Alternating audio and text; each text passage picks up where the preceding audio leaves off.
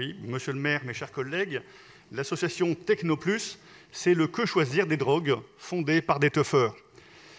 Et Technoplus accompagne les rêveurs, vous savez, ces jeunes rebelles qui veulent vivre leur passion festive librement, sans contrainte étatique.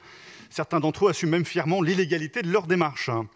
Dans ce cas, Technoplus teste pour eux les bons produits. Alors soyons clairs, les bons produits, c'est pas le cannabis. On parle de coke, de champi, de DMT, de GHB, GBL, Keta, Mixi, Buvar LSD, Taz, MDMA, Speed et autres substances exotiques que j'ai découvertes sur la carte, qui est passionnante. Mais nous le savons, Paris est une fête.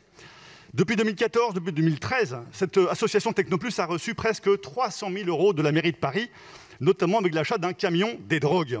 Alors bon, les rêves partis, pourquoi pas, ça peut être séduisant, sauf quand elles viennent ravager une propriété privée, sauf quand elles viennent dévaster un site classé comme Natura 2000. Rappelez-vous, Hurle-la-Parade cet été, site protégé dans le parc des Cévennes, des tonnes d'ordures abandonnées sur plus de 6 km, au mépris de la biodiversité de ce parc naturel.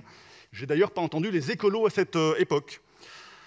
Sauf lorsque ces associations, ces rêves partis viennent défier le confinement, comme en Bretagne, à Luron cet hiver.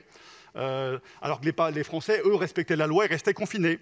Alors la mairie de Paris doit-elle encourager les teufeurs à persévérer dans la délinquance? Parce que c'est ce qu'elle fait en apportant sa caution morale aux drogues dures à travers ce financement. Tout ceci me donne l'impression que pour l'exécutif parisien, les rêveurs passent avant les Parisiens.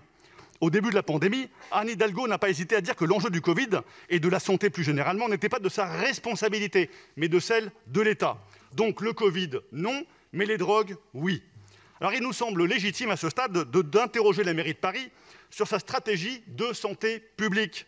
Nous demandons aussi qu'une commission examine le bilan d'activité de Technoplus en termes d'apport de santé, de prévention pour les Parisiens. Combien de médecins dans l'association Technoplus? Merci de nous apporter ces réponses.